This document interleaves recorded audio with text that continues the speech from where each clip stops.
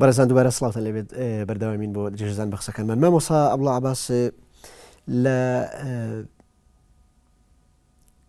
ئێستا نزیکە بینەوە لە ساتە وەختی هەڵایسانی شۆڕشی ئەیلول، ئەو قۆناغە چ دەنگدانەوەی بەڵێ چ کاردانەوەیشی لەسەر بزوتنەوەی ڕووناکبیری کوردی و ئەو کۆمەڵە ئەدیب و نووسەر و ڕووناکبیرانی لە شاری سلێمانیە پێکەوە کارتانە کرد. هەڵایسانی ئەم شۆڕشە چۆن کەوتەوە لای ئێوە، چ کاردانەوەیشی هەبوو؟ من شارەزابوونم لە مەسەلەی چوونە ناو ڕێکخراوی سیاسی و لەو فترەیەوە دەستی پێکرد کە هاتمە سلێمانی. بەڵێ ئێمە خۆمان من و ئیسماعیلی برام بە خوێندن هاتین سلێمانی، ماڵمان هێشتا لە چوارتاما بوو لەبەرەوە لە بەشی ناوخۆی سلێمانی ئەماینەوانی. بەڵێ دەوێ بە تێکەڵبوون لەگەڵ قوتابیان و لە پێشەوە لە ڕێکخراوی یەکێتی قوتابیانی عێراق باری حیزبی شوویعی و یەساریەکان چەند کۆبوونەوەیەک لەگەڵ ئەو ڕێکخراوە لە بەشی ناوخۆیی سلێمانی ئامادە بووم، بەڵام لە وەختی دەوامکردن لە قوتابخانە و تێکەڵبوونم لەگەڵ هەندێ هاوڕێ و برادری تازە شاری نەک ئەوانەی کە لە چوارتا بوون، یعنی هەستم بەوە ئەکرد کە من زیاتر بەلای ئیحساسی شعوری نەتەوەیە زیاتر لەگەڵ ئەو وەزعە بگونجێمەوەوانە.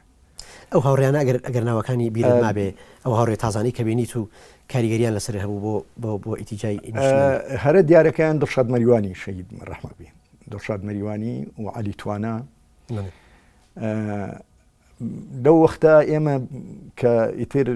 من تێکەڵاوی ئەو بیرکردنەوە بووم لەگەڵ ئەوانە، کارێکی هەرزەکارانی سیرمان کرد، وتمان ئێمە کۆمەڵی دروستەکەین ناومان نا کۆمەڵی بوژانەوەی ئەدەب و هونەری کوردی. تۆ دڵشاد مەریوانی و عەلی توانە و ماوەیەک ڕەوف حەسەنی چیرۆگنووس و ئەوەی لەبیرم یە برادێکی کەمان لەگەڵا بوو ناوی ئەکرم بوو، بەیانمان دەرکرد و نیزامی داخلیمان بۆ دەرکرد و ئەمانە و دوایی لە لایەن جهاتی سیاسی پارتی و یەکێتی قوتابیانی کوردستانەوە سەرنجیان ڕاکێشان کە ئەمە نابێت، و ئیشی ئێوە نییە. ینی ئێوە بێ ئاگاداری هیچ پارتێکی خۆمان نەکرد، ینی حیزبی شوێعی یاخود پارتی دیموکرات لە ڕۆژگارە ئاگاداری ئەو لەگەڵ دڵشادە لە پێکەوە لە یەکێتی قوتابیانی کوردستان لە یەک شانە بووین و برادێکی تر ئیستا ناوەکەی بیرکردەوە عەبدوڕەزاق پشدەری. بە بیری خۆمان ینی بەبێ ئەوەی هیچ کەسێکی لە خۆمان گەورەتر ئاماژەمان بۆ باتومان و سەیرمان کرد کە بیدایەتی وەچەرخانی ڕژێمی عێراق عەبدولکەریم قاسم لە دۆستایەتیە لەگەڵ کوردە خەریکە بەرەو گۆڕان ئەچێت و ڕۆژنامەی خەبات ئەها بۆ ئێرە کە ئەدرا بەدادگا و لێ ئەپرسایەوە لەسەر سەر وتارەکانی ئەمانە، یعنی شار هەستی بە شلۆقانی وەزع کرد. ینی ئێمەش گوایە ئەمانەوێت ینی شتێ بکەین لەو گۆڕانکاریە و وەرچەرخانی کە ئیستا خەریکە ئەوێتۆمانە، سەرنجیان ڕاکێشان کە ئەوە ئیشی ئێوە نییەوە، هێشتا زۆر بچووکترین لەوەی کە دەستبنەوەی ڕووبکەنەوە. باشە بەر لەوەی باسی زیاتر باس لە کۆمەڵی بژانەوەی ڕۆشنبیری و ئەدەبی کوردی بکەیت کە لەگەڵ ئەو هاوڕێیانە ویستت ئیشی لەسەر بکەن. ئێوە مەسەلەن ئیتیجایەکی سیاسی دیاریکراوتان نەبوو لەو ڕۆژگارە، یا بە بڵێم شخصیەتی دڵشاد مەریوانی و عەلی توانە چۆن بینی لەو ڕۆژگارە ئەگەر بکرێت باسی؟ من بە پێی ئەوەی کە ئارەزووی بە دواچوونی سیاسی و ڕۆشنبیری و بە لای نەتەوەیە کۆی کردبوون لە مۆزۆکە. دوای ئەوە من پێشەوەی بچینە شانەیەک لە یەکێتی قوتابیانی کوردستان دڵشاد مناسی بوو، ینی برادەرێتیمە. لەسەر کەسێتی دڵشاد مەریوانی بڕێ قسە بکەیت، ئەوەی بیرت مابێت، ئەوەی لە زاکیرەتان دڵشاد هەتا دوا ڕۆژەکانی تەمەنی هەم برادرم بوو، ینی پەیوەندیمان بەردەوام بوو، ینی نەپچڕە لە 74 ئەو نەهات بۆ چییە کەسێتێکی چۆن، بەڵام من کە گەڕامەوانێ بۆ بەغا ئەو لە کۆلێجی ئاداب لە بەشی کوردی بوو، هەر لە سەرەتاوە کە لە سلێمانی بوو کە کوڕێکی چالاک و ڕۆشنبیر و دووربین بوو، يعني هەستمان وەکو هەستی یەکتری وا بوو لە بیرکردنەوەی ئەم مەجالی ئەدەب و ڕۆشنبیری و ڕۆژنامەنووسیە. باەخی دۆستایەتی و برادەرایەتی ئەزانی لەبەرەوە زیاتر لە یەکنووسی بوون و هەر لەو فترەوەتە نەپشڕا هەتاوەکو ساڵەکانی دوایی شەهید بوونی. باشە کۆمەڵی بژانەوە داخرا و کۆتایی پێهات خۆشێکی وامانە ینی وەکو بڵی بڵقێکی سەر ئەو ئەمە هەوڵێک بوو بەڵام هەرسەری نەگەوانە. باشە کەواتە من ئەمە ئەو پرسیارە بکەم مامۆستا عەبدوڵڵا، ئایا لە سەردەمی شۆڕشی ئەیلوولە ئەو لە شەستەکانە هیچ حرەکەیەکی ڕووناکبیری هەبوو کە شایانی باز بێت کە پەنجەی دیار بێ ڕۆڵی هەبێ؟ ینی لە خوێندنەوەی ڕەوتەکە ینی دەرەکەوێکە لە 16ەوە ئیتر شتەکە مەیی ڕۆژنامە کوردیەکان داخران، ڕۆژنامەی بڕوا و ژین ینی هەر لە سنووری شارەکە تێنە ئەپەڕی و ڕۆژنامەی گۆڤارەکەی ڕۆژی نوێ کە جێگای گەلاوێژی گرتبووە بە زیادەوە، ئەویش لەبەر هەڵوێستە سیاسەکە داخرا دوای لەگەڵ خەباتەوە بزانم ئەومەی نەخایەن کە دایان خست. قۆناغی چالاکی ڕۆشنبیری بە ئاشکرا کە بگاتە خەڵک تەنگی پیاڵشنرا. بۆچی؟ ئایا حکوومەتی عێراقی دەستی هەبوو لەما یاخود بارە سیاسەکە فەرزی کرد کە ئیتر بەو لایەنە بڕوات و زۆربەی ڕۆشنبیرەکان و ئەمانە حتا من لەناویانە مامۆستا کامەران چوو بۆ چییە؟ بەبەستی کامەران موکری؟ بەڵێ کە گۆڤارەکە داخرا گۆڤاری ڕۆژی نیوەمانە ینی لە شارە نەمان وابزان مامۆستا فەرید و عەلیەمین لە پەروەردەیەکان لە تەرویەکان لە قۆناغی یەکەمی شۆڕشا چوون ڕیزی شۆڕشەوە. حکوومەتی عێراق ئەم ناوەندە ڕووناکبیری بەردەستکە کردەوە یاخود شۆڕشی ئەیلوول و پارتی؟ ینی هەڵگیرسانی شۆڕشەکە وایکردنە چیایان و نەمانیان لە شار وای کرد کە چالاکێکی کردەوە بیمە لە ناویانە کۆمەڵی کۆمەڵی هونەر جوانەکان دواشانووی کە پێشکەشیان کرد پیسکەی دووبارەکردنەوەی پیسکەی تەربیر بوو لە باخەکەی باخچەی مناڵانی بەرامبەر مزگەوتی گەورە لەوێ شانوویەکان تەقدیم کە ئیترەوە دوا چالاکی شانوویش بوو لە شاری سلێمانی. باش ئەی دواتر کە شۆڕشی ئەیلوول بڕێک فۆرمەلە بوو بڕێک خۆی گرت ئەو کات چۆن دەست کرایەوە نەما چالاکی ڕۆشنبیری ڕاستەوخۆ وەک لە کۆمەڵی هونەر جوانەکان و ئەمان وەستایانی نەما بوو ڕۆژنامە گۆڤارەکانیش ژین دەرەچوو بڕۆژ دەرەچوو هەتا 63 دەرچوونەوە ڕۆژنامەکە دەرچوون جار بەجار کتێب چابەکرا بەڵام لاواز بوو ناڵێن پاشەکشەی کرد چالاکی ڕاستەوخۆی لە ناو شارە بەو گوڕیەی پێش 61 نەما. باشە ئەوترێت هۆکاری سیاسی دەستی هەبوو لە لاوازبوونی بزنەوەی ڕووناکبیری کوردی و دنیای ڕۆژنامەگەری کوردی لەو ڕۆژگارەیە بەو مانای کە ئەوتری لە شەستەکان و بەتایبەت دوای جیابوونەوە ئینچی خاقی باڵی مەکتەبی سیاسی لە سەرکردایەتی پارتی دیموکراتی کوردستان سەحافەی حیزبی بوو ئیتر سەحافەیەک نامێنێ بە ناوی ئەهلی بوون و گشتی بوون و نیشتیمانی بوونەوە ئەوەندەی کە ئەتیجای سیاسی و حیزبی لە پشتەوە بێت. من وای نبینیم کە پاشەکشەی ڕۆشنبیری ناو خەڵق و چالاکیەکانی خەتای بەرە سیاسیەکان بوو بێت و ئەمانە دەوڵەت ڕەم بێ بەڵام زەرفەکە وای کرد کە ئەو شتە یعنی دەستکێشانەوەی دەوڵەت حکوومەتی عێراق لە ماوەدان بە سەربەچی ڕۆشنبیری کوردی وە گوتم زۆربەی ڕۆشنبیر و ئەوانەی کە کاریگەریان هەبوو لە ساحی ڕۆشنبیری کوردیا چوونە پاڵ شۆڕش و ڕۆژنامەکانی ئەو سایکە حیزبی دەرەچوون بایەخی زیاتریان بە هوشیارکردنەوەی سیاسی ئەدا لەوەی کە بە داهاتی ئەدەبی بن. ڕۆژنامەی خەبات و کە لە چیا دەرەچوو ئەو ڕۆژنامەی خەباتە نەبوو کە لە شاری بەغا دەرەچوو بە کوردیەکەی و بە عەرەبیەکەیوانی و ئەمە ینی ڕنگدانەوەیکی طبیعیە لە زەرفێکی وا تێکەڵی سیاسی و پرێئاڵۆرزیایە. بەڵام ئەوترێت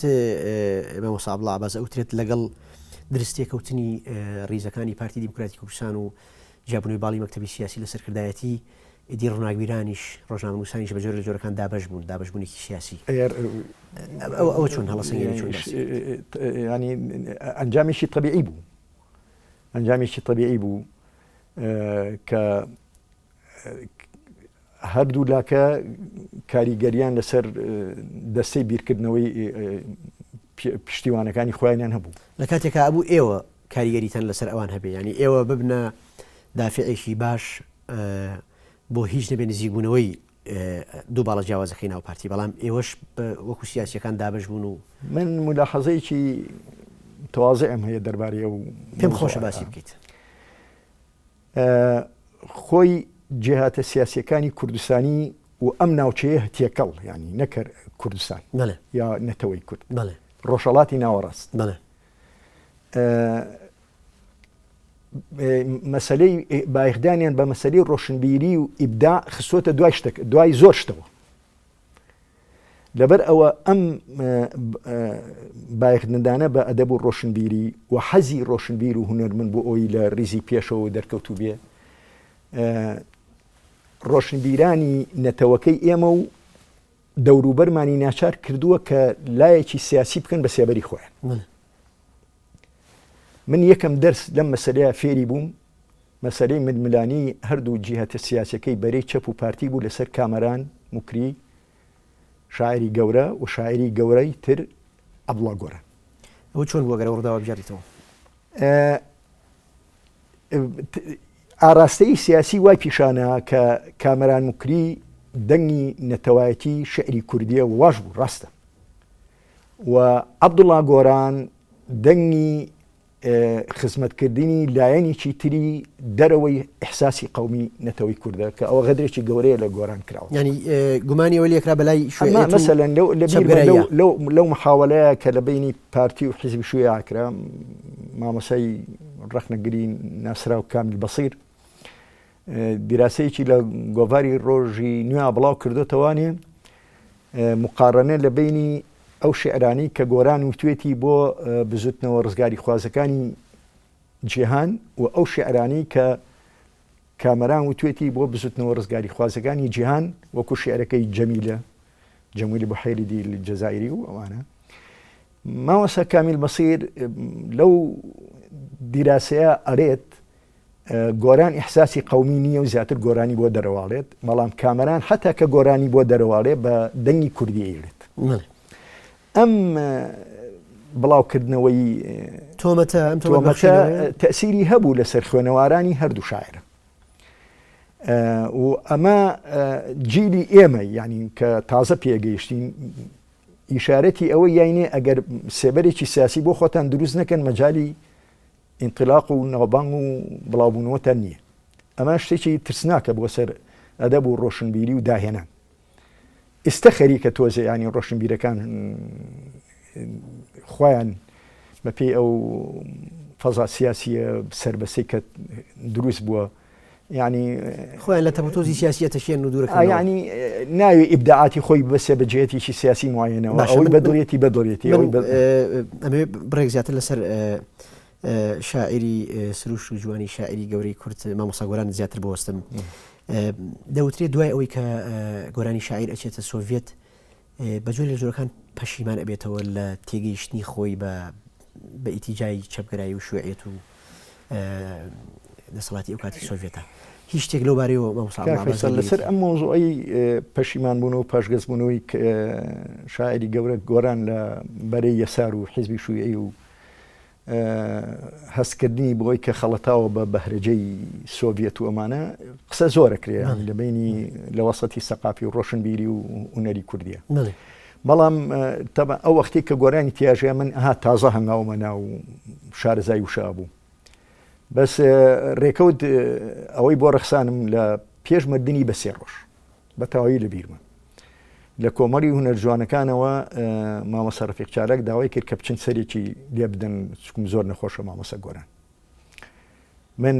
داوام کرد لە مامۆستا ڕەفیق ئەتوانم بێم لەگەڵتانە وتی وەرە لەگەڵمانە چووی لەگەڵ دوو عەرەبانەیان گرت. ساڵی چەند بوو ئەگەر لە بیرت بێ 60 پێش مردنی بە 3 ڕۆژ بزەبێت ساڵەکە ئەگەر ساڵەکە بۆ بینێرن مامۆستا گۆران لە 63 کە چوین ڕاکشا بوو لە سەر جێگا و ینی بەڕوویە دیار بوو پەرێشانە ینی زۆر نەخۆش. من لە خواری خوارەوە دانیشت بووم بەڵام بە وازحی لە بیرمە کە بێزاری دەربڕی لەو تاقیکردنەوە یەساری کە پیان ڕۆشتووە و بە یەکێ لە ئەسبابەکانی ئەم وەزعە تەندروستی ئیستەی ئەزانی. ئەمە من نەتیجەی ئەو خوێندنەوەی ململایانی نییە لەسەر ئەو مۆزۆ ئەوترێ بە چاوی خۆم و بەگوێی خۆم بیستم و بینیم. اینجا ئیتر تەجروبەکە لەوە چێ لە شاعرانی عەرەبی عێراقیشە عینی شت بە دەرشاک سیاب هەر بەو تاقیکردنەوە تاڵا ڕۆشت کە ینی پەشیمان بوو لەوەی کە هەندێک لایەنی ئەحساسی نەتەوەی بەجێ هێشت لە بەرخاتی بەرەی یەسار وەوانە. باشە ئەمەوێ زیاتر لەسەر ئەو بابەتە هەڵوەستە بکەم. ئەوترێت یەکێک لەو شتانەی کە گەلی یەهودی کردوتە گەلێکی سەردەستە و پێشکەوت و دیار لە دنیاە هۆکارەکە ئەوەیە کە هەمیشە گوێی سیاسیەکانیان بەدەست ڕووناکبیرەکانیانەوەیە، واتە میلەتێکن سیاسیەکانیان جوایان لە ڕووناکبیر و نخبەکانی خۆیان نەگرن. بەڵام ئەم حاڵەتە بۆ کورد بۆچی بە پێچەوانەوە کەوێتەوە؟ بۆچی ئێوە لە ساتەوەختی ئینشیقاقا لە باتی ئەوەی کە هۆکارێک بن بۆ نزیک بوونەوەی باڵە جیاوازەکانی کورد پارتە جیاوازەکانی کورد لە یەک ئێوەش وەکو سیاسیەکان دابەشە بن؟ ئایا لەو ڕۆژگارەیە تۆ هەڵوێستی هیچ یەکێک لەو ڕووناکبیرانە لە بیرە یاشتێکی لەو جۆرە ڕوویاوە لە ساتەوەختی ئینشیقاقا کە هەڵوێستێکی کوردانە نەک حیزبیانە پیشان بە؟ کاک فەیسەڵ ینی ئەمە مۆزۆیەکی زۆر تێکەڵە، ینی خۆی وەزعی تاریخی نەتەوەکەی ئێمە جێکداخە تەمان خۆی هەروە هاتووە، ینی پێشدەسی هەموو شتەکان بۆ ئەوانە بۆ کە لەسەرەوەن.